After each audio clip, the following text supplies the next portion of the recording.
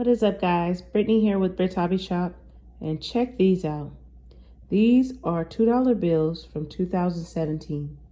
As you can see the date right there, 2017. A is a series. And just imagine if you were able to sell these $2 bills for hundreds of dollars. Well, I'm going to explain how. Let's get into the video. Okay, guys, so as you can see in the serial number, there is a B at the beginning and an A at the end of the serial number. You have the B, then the numbers, and then the A. Now, there are $2 bills that are selling for hundreds of dollars because right here, it has a B, and then on this one, it has a H. So this is called a mismatch error. And because of this, they are very rare and people are making a lot of money. So now I'm going to show you some recent sales for mismatched $2 bills. Check them out.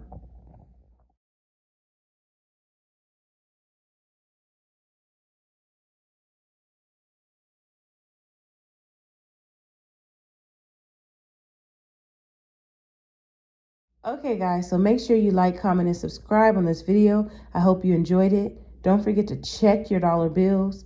Happy hunting, and I'll see you guys in the next video. Peace.